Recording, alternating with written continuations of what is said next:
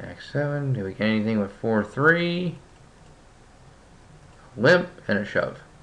We call? Yes. Limp, call with ace 10. When you see that, you gotta note this stuff. You just have to.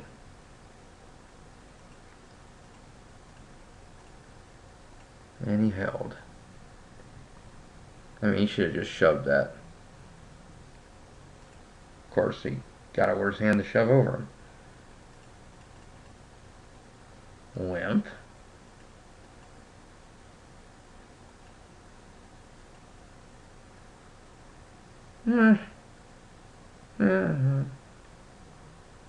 Okay.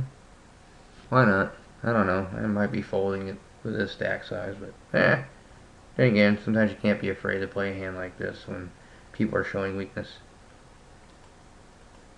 Oop, he bet out. No good. Oh, nice bet.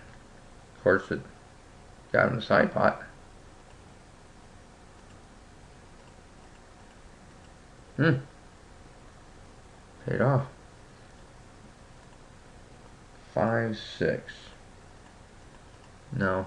Oh, now he got a limper, so we're going to go away anyway. He bets out again.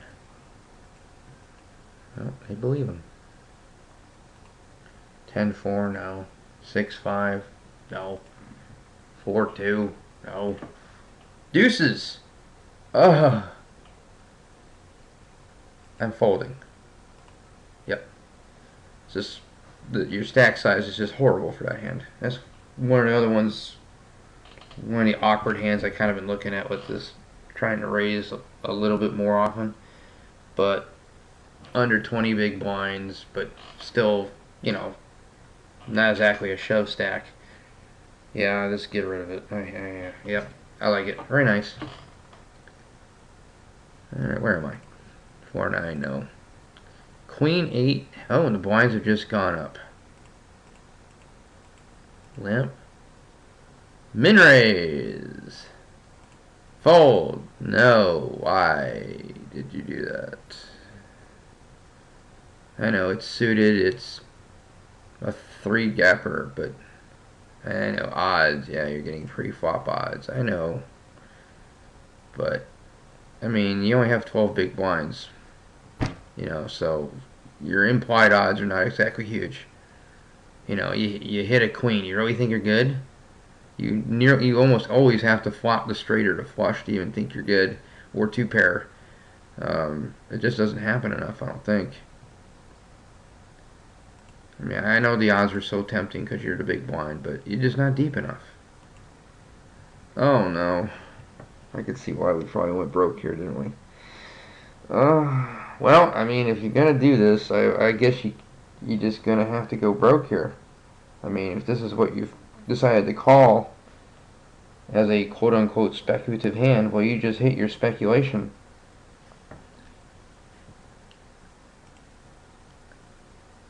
Open shove.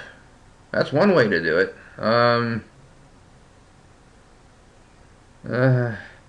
I think I would have at least taken the chance I got a free card and checked.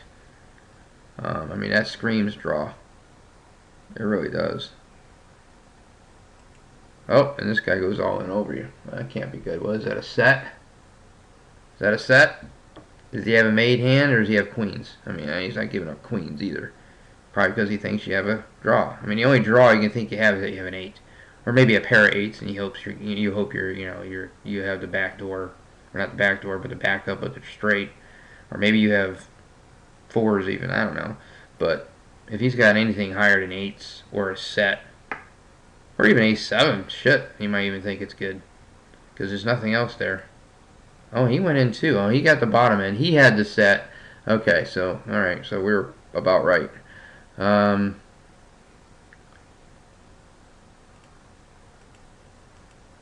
Alright. Oh, and that was the worst card in the world.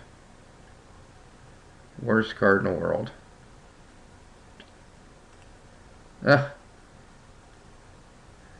He would have made it straight, but nope, no good. He just came out with a huge hand there. Let's look at this again, since it's the last hand. Okay, this guy limped in with 5s, which I'm raising with 5s there. You know, 5,000 or whatever. This guy with this stack decides to min raise 4s. I think it's what is that doing? I mean, obviously he's like making. I mean, it didn't make you fold. It didn't make him fold. Is he really building a pot with 4s? I mean, is he trying to make it look like he has aces? I guess I don't know. But I think raising is a lot better than up to 8,000 is a lot better than this, and even hell, you can almost limp behind for the set mine with 16 effective 16x, getting to 16 to 1 implied. I think I'd rather do that. Like I said, I think your call's loose. Maybe I'm wrong, but I just dumped that with these effective stacks. Your effective stack here is just not good enough. I just toss it.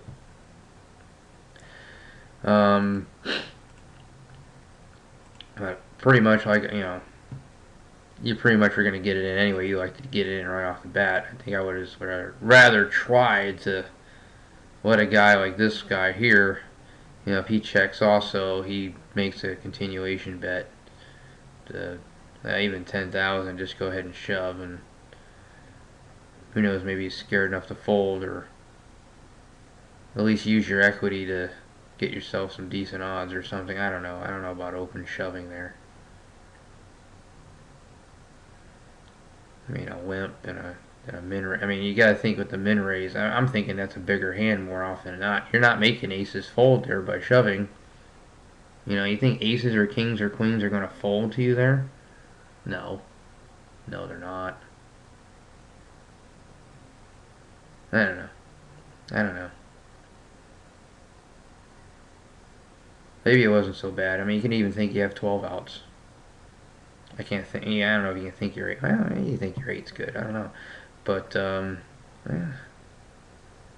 I don't know. Can you really think you have 14 outs there? Against 2 people? I don't know. Man. Maybe I don't know. The shove just screams draw. That's why I mean, if you wanted to, maybe you can lead out for nearly half your stack to give, to let people know, hey, I'm in this to the end, and maybe you get, they're like, oh, maybe he's got made straight, or I don't know, this guy isn't folding his set, but, this guy might fold, he probably won't fold his 4s thinking he can hit the straight. I don't know. I don't think there's any way you weren't getting out of this, except for folding pre-flop. Ugh, what an ugly hand. I don't know.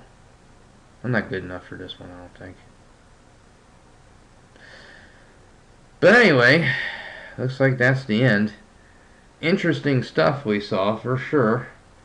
And some of them, I don't even know what to make of it. I really don't.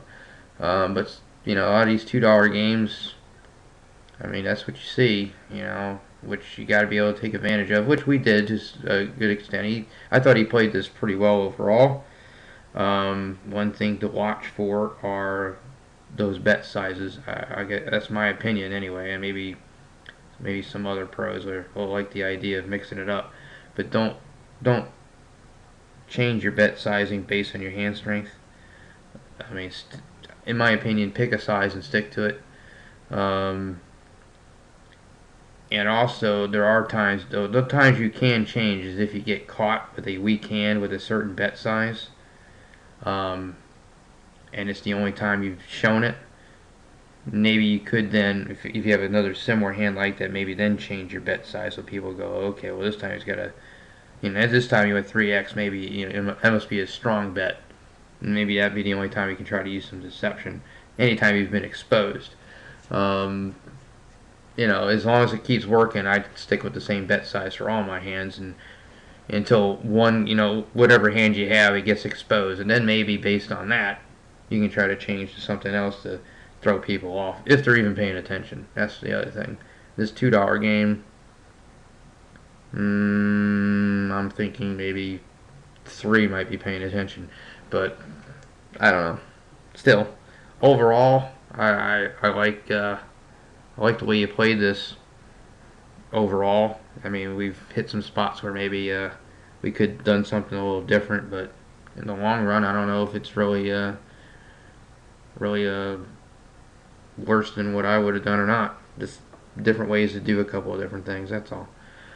This last hand, though, I think he got a little bit ambitious on the pre-flop call. Post-flop, yeah, I don't know. I don't. I think the shove screams draw, but it didn't matter against the two hands you found. I think they're not going anywhere. But anyway, don't be discouraged by any means. I think you